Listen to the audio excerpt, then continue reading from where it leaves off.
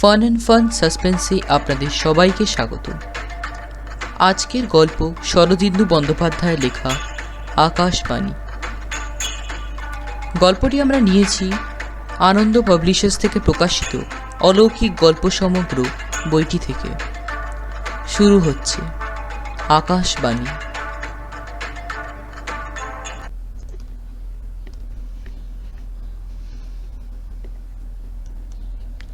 ক্লাবের বারান্দায় আমরা কয়েকজন নীরবে বসিয়া ধূমপান করিতেছিলাম।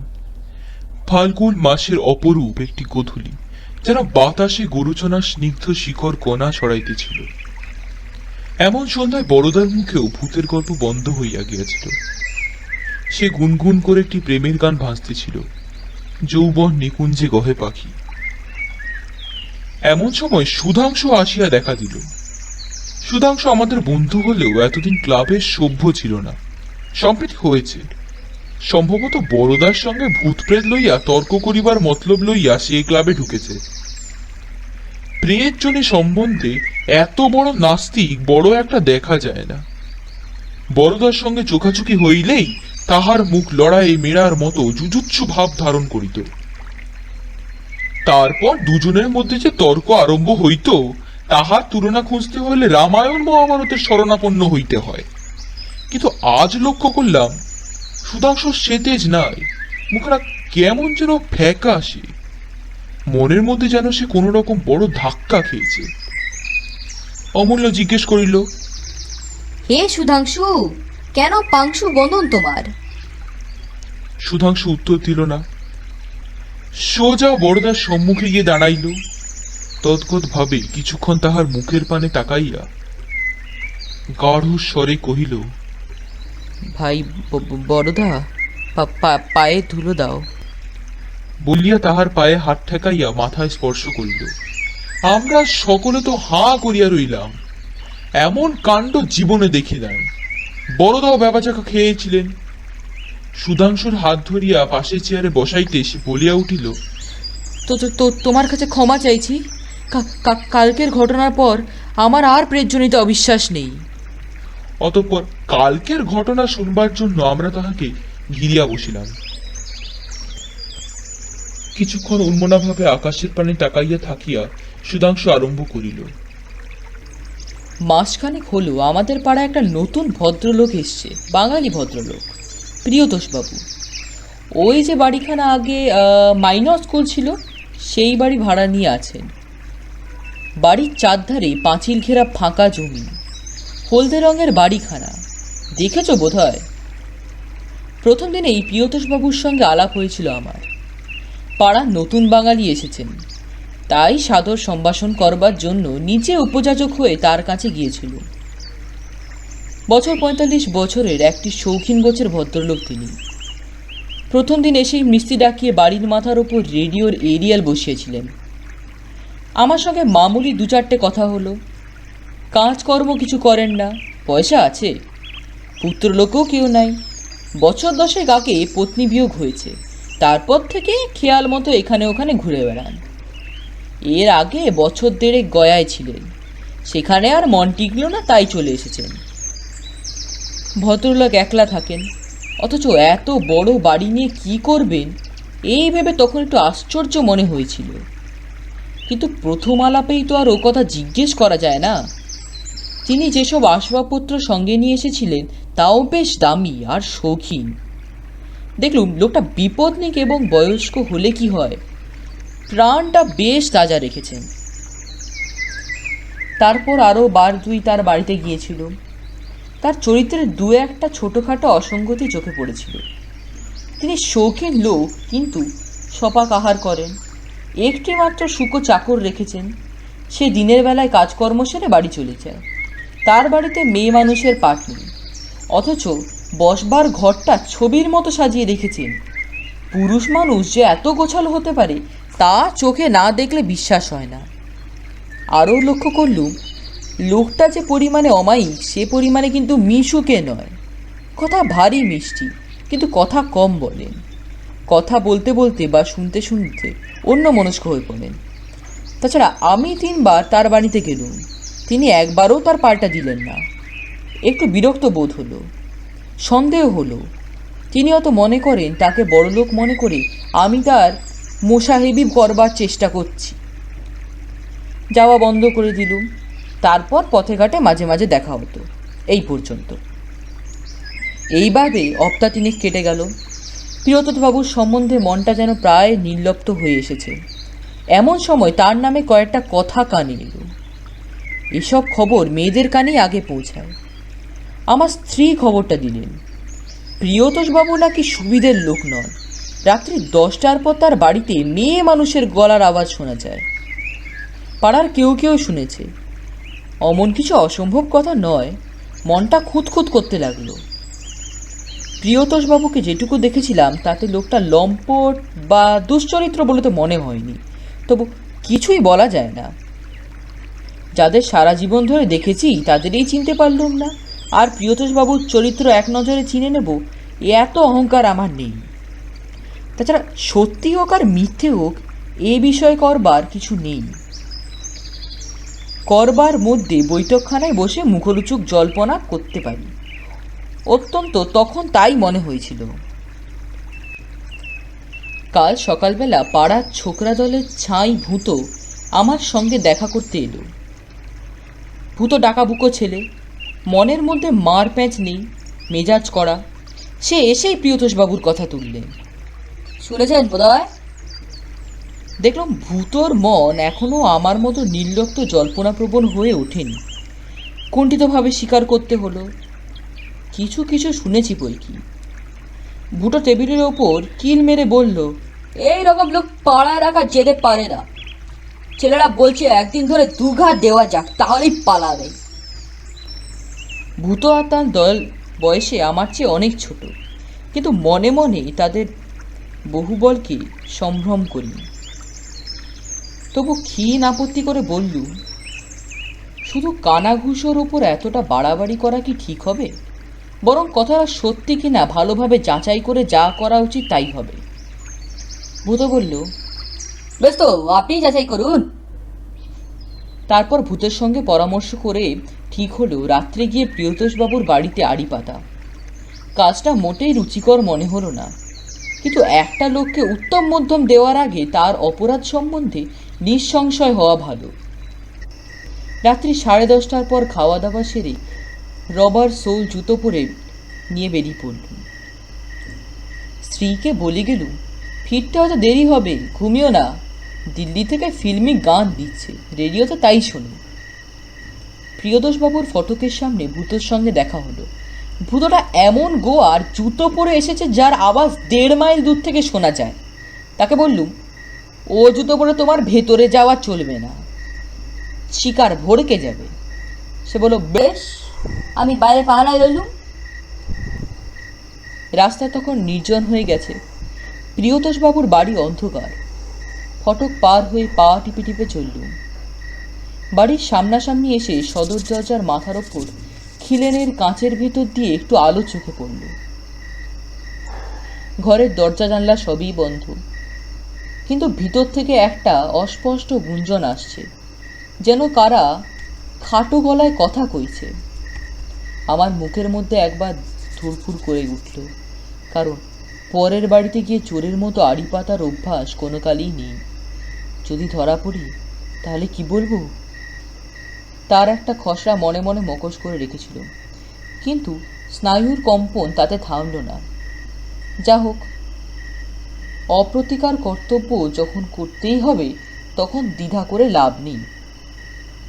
বাড়ির সামনে এক ফালি খোলা বারান্দা, তারপর বৈঠকখানার ঘর। যতদূর সম্ভব নিঃশব্দে বৈঠকখানার দরজা বন্ধ করে সামনে গিয়ে দাঁড়াইলুম। একটু একটু হাওয়া দিচ্ছিল, ফাল্গুন রাতের হাওয়া, ঠান্ডা আর মোলায়ম।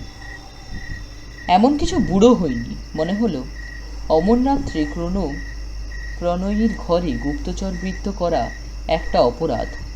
তা হোক না সে অবৈধ প্রণয়, কিন্তু সে যেই হোক, ওটা মনের ক্ষণিক দুর্বলতা মাত্র। ঘরের মধ্যে দুজন লোক কথা কইতেছে, বেশ সহজ গলাতেই কথা কইছে। একজনের গলা চিনতে কষ্ট হলো না, নিঃসংশয় প্রিয়তোষবাবুর গলা। অন্য গলাটা হ্যাঁ, স্ত্রীলোক বটে, মিষ্টি ভরা গলা, কিন্তু ঠিক যেন স্বাভাবিক নয়। এক্সরে যে তারের আওয়াজের মতো তাতে একটা ধাতব ঝংকার আছে। কান পেতে শুনতে লাগলুম। গলার আওয়াজ বেশ স্পষ্ট শোনা যাচ্ছে, কিন্তু কথাগুলো ঠিক ধরতে পারছি না। একবার মনে হলো প্রিয়তোষবাবু কবিতা আবৃত্তি করছেন। তুমি সকল সহযোগ সইছিলে সখী। তারপর কিছুক্ষণ কথাবার্তা অস্পষ্ট হয়ে গেল। দোরের কাছে কান নিয়ে গিয়ে শুনবার চেষ্টা করলুম। কথাবার্তা সুদ বদলে গেছে, মান অভিমানের পালা চলছে। মনে হলো যেন মেয়েরই গলা বলছে, যাও, তোমার সঙ্গে আমার কথা কইব না, আর আসবো না। কেন তুমি? আমার মনের মধ্যে শুধু বিস্ময় নয়, আতঙ্ক জমা হয়ে উঠেছিল। কারণ মেয়েরই গলাটা কেবল বাঙালি মেয়ের গলায় নয়, শিক্ষিত মার্জিত বাঙালি মহিলার গলা। মনে মনে ঘেমে উঠেছিলুম আর ভাবছিলুম কে হতে পারে। হঠাৎ ঘরের মধ্যে সব আওয়াজ বন্ধ হয়ে গেল। প্রায় 10 সেকেন্ড আর কোনো শব্দ নেই। তারপর একটি সুমিষ্ট ব্যঙ্গ হাসি উচ্ছ্বসিত হয়ে উঠল। হাসি থামলে স্পষ্ট শ্রীকণ্ঠ শুনতে পেলুম।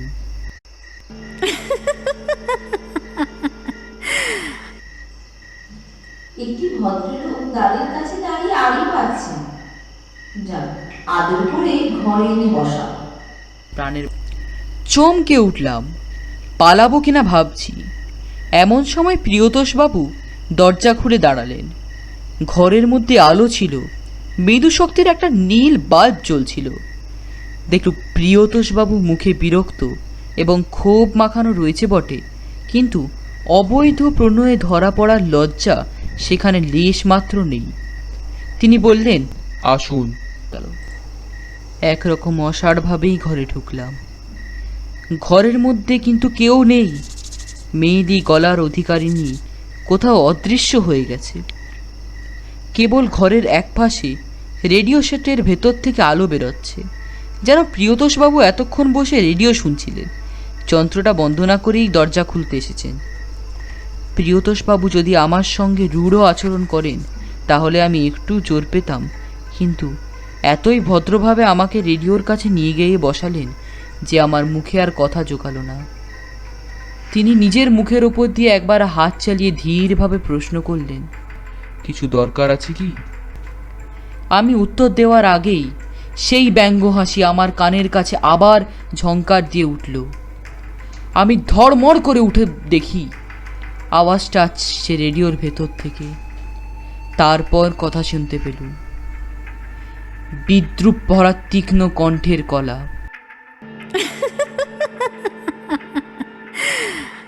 দরকার আছে বই কি? তুমি কার সঙ্গে কথা কইছো তার চুরি করে শুনতে এসেছে। সভয় রেডিওর কাছ থেকে সরে এলুম। মাথার চুল বোধহয় খাড়া হয়ে উঠেছিল, গায়েও কাঁটা দিয়েছিল। বিহ্বলভাবে জিজ্ঞেস করলুম, এ কি? কে কে কথা কইছে প্রিয়তোষবাবু? প্রিয়তোষবাবু একবার চোখ তুলে আমার পানে চাইলেন, তারপর মাথা নিচু করে আস্তে আস্তে বললেন, আমার স্ত্রী। আপনার স্ত্রী? কিন্তু রেডিওর মধ্যে আবার গঞ্জনা ভরা কঠিন স্বর বেরিয়ে এলো। কিন্তু তিনি মারা গেছেন, এই না? তাতে আপনার কি? আপনি কেন আমার স্বামীকে বিরক্ত করতে এসেছেন? যান, বাড়ি যান। কিরকম ভদ্রলোক আপনি? আমার স্বামীর চরিত্র তদারক করবার কি অধিকার আছে আপনার? উনি আপনাদের পাড়ায় এসে আছেন, আপনাদের পাড়া পবিত্র হয়ে গেছে, জানেন তো? তারপর হঠাৎ এই তপ্ত ঝাঁঝালো কণ্ঠস্বর উদ্বেগে যেন গলে গেল। ও যাও, এবার শুয়ে পড়ো গিয়ে, নইলে শরীর খারাপ হবে, অনেক রাত হয়েছে। প্রিয়তোষবাবু উঠে দাঁড়ালেন। আমার মাথার ভিতরটা তালগোল পাকিয়ে গিয়েছিল। নেহাত গ্রাম্য লোকের মতোই জিজ্ঞেস করলুম, কিন্তু কিছু বুঝতে পারছি না। রেডিওর ভেতর থেকে? ক্লান্ত স্বরে প্রিয়তোষবাবু বললেন, রেডিওতে আমার স্ত্রী রোজ এই সময় আমার সঙ্গে কথা কয়। তার মৃত্যুর পর থেকে এমনি হয়ে আসছে। আমার জীবনেরই একমাত্র সম্বল। উনি সংসার চালান, উনি সব কিছু করেন, আমি শুধু ওর কথা মতো কাজ করে যাই। বিস্ময়ের ঘোরে মনটা তখনও অর্ধমূর্ছিত হয়েছিল। বলুন, কিন্তু এ কি করে সম্ভব হয়? রেডিও থেকে অধীর উত্তর এলো। আপনি সে বুঝবেন না, বুঝবার বৃথা চেষ্টাও করবেন না। তার চেয়ে বাড়ি যান। আপনার স্ত্রীর মুখের ব্যামো আছে না? ভালো চান তো শিগগির বাড়ি যান, নইলে হয়তো আর দেখতে পাবেন না। শেষের দিকের কথাগুলো ভয়ঙ্কর গম্ভীর হয়ে উঠল। সেই যে সাধু ভাষায় বলে বেত্রাহত কুকুর, ঠিক সেইভাবে প্রিয়তোষবাবুর বাড়ি থেকে বেরিয়ে নিজের বাড়ি মুখে দৌড়াতে আরম্ভ করলাম। পথে ভূত বোধহয় সঙ্গ নিয়েছিল, কিন্তু সেটা জাগ্রত চেতনার কথা নয়, আবছায়া একটা অনুভূতি মাত্র। বাড়ি পৌঁছে দেখি বসবার ঘরে রেডিওটা খোলা রয়েছে, কিন্তু তার ভিতর থেকে কোনো আওয়াজ বেরুচ্ছে না। আর মেঝের ওপর বাদুর পেতে স্ত্রী পড়ে আছেন, তার দু চোখ বন্ধ। একটা হাত এমন অস্বাভাবিকভাবে ছড়ানো রয়েছে যে মনে হয় মনের অবস্থা বুঝতে পারছ।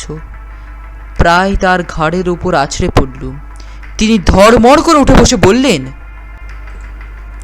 হ্যাঁ, এলে? আমার একটু তন্দ্রা এসে গিয়েছিল। কেন কি? রেডিওর মধ্যে থেকে তরহুল কৌতুকের হাসি এসরাজের ধাতব মূর্ছানোর মতো বেরিয়ে এলো। তারপর সেই গলার আওয়াজ,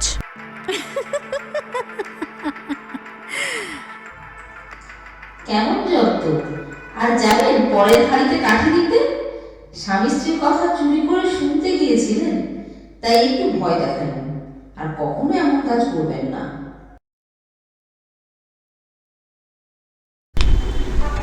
শুনছিলেন শরদিন্দু বন্দ্যোপাধ্যায়ের লেখা আকাশবাণী। ভিডিওটি ভালো লাগলে সাবস্ক্রাইব বাটনটি টিপে দিন এবং পাশে থাকা বেল আইকনটি টিপতে একদম ভুলবেন না। ধন্যবাদ।